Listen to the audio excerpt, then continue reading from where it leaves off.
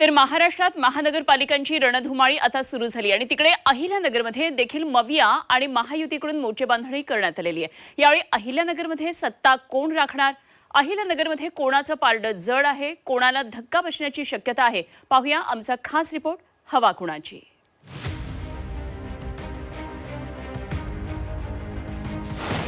पालिकेचा रणसंग्राम, अहिल्यानगरमध्ये हवा कुणाची। अहिल्यानगरमध्ये कुणाचं पारडं जड, मविया की महायुती। अहिल्यानगर पालिकेवर कुणाचा झेंडा फडकणार। राज्यात महानगरपालिकांचं बिगुल वाजलंय। 2023 मध्ये कार्यकाळ संपलेल्या अहिल्यानगर पालिकेची निवडणूक चांगलीच रंगतदार होणार आहे। मागील 2 वर्षांपासून पालिकेचा कारभार प्रशासकांच्या हातात आहे। मात्र आता निवडणुकीची घोषणा झाल्यामुळे 16 जानेवारी नंतर अहिल्यानगर पालिकेवर कोणाचा झेंडा फडकणार हे स्पष्ट होईल। गेल्या 20 वर्षात काँग्रेस, राष्ट्रवादी, शिवसेना आणि भाजपची या पालिकेवर सत्ता राहिली आहे। मात्र आता राज्यातील राजकारणाची समीकरणं बदलली आहेत। तसंच अहिल्यानगर पालिकेवर आपलीच सत्ता येईल असा दावा मविया आणि महायुतीकडून करण्यात येतोय। 2003 पासून अहिल्यानगर पालिकेवर कोणाची सत्ता होती आणि आतापर्यंत कोणी कोणी महापौरपद भूषवलंय पाहूयात। 2003 ते 2008 दरम्यान शिवसेनेच्या भगवान फुलसौंदर आणि काँग्रेसचे संदीप कोतकर हे अडीच वर्ष महापौर होते। 2008 ते 2013 दरम्यान राष्ट्रवादीचे संग्राम जगताप महापौर होते।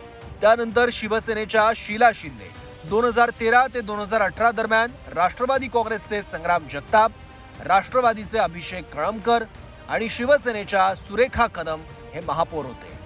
2018 ते 2023 दरम्यान भाजपचे बाबासाहेब वाकळे, शिवसेनेच्या रोहिणी शेंडगे महापौर होत्या।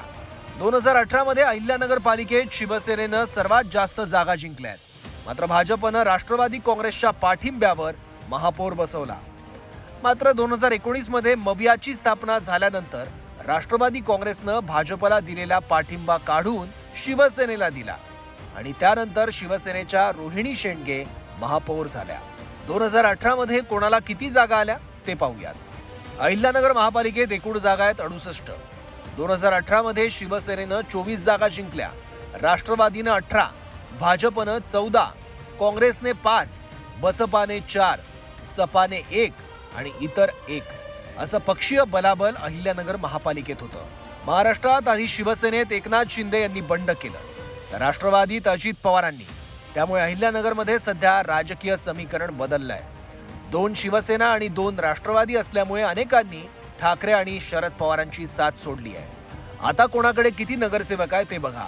भाजपकडे 19, राष्ट्रवादी शरद पवार गटाकडे 0, राष्ट्रवादी अजित पवार गटाकडे 18, शिवसेना ठाकरे गटाकडे 1, शिवसेना शिंदेंकडे 21, काँग्रेसकडे 3, सपा 1, बसपा 3 आणि अपक्ष 2। 2018 मध्ये झालेल्या महानगरपालिका निवडणुकीनंतर मोठ्या प्रमाणात राजकीय समीकरणं बदलली आहेत। ही समीकरणं महानगरपालिकेमध्ये देखील पाहायला मिळाली। राष्ट्रवादी काँग्रेस आणि शिवसेनेमध्ये पडलेल्या फुटीनंतर राष्ट्रवादी काँग्रेसचे नगरसेवक अजित पवार गटाकडे मोठ्या प्रमाणात गेले, तर शिवसेनेचे नगरसेवक शिवसेना शिंदे गटाकडे मोठ्या प्रमाणात गेले।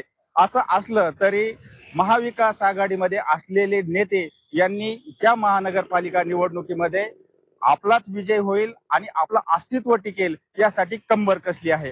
निवडणुकांची घोषणा होण्याआधीच मविया आणि महायुतीकडून इच्छुकांच्या मुलाखती सुरू झाल्या होत्या।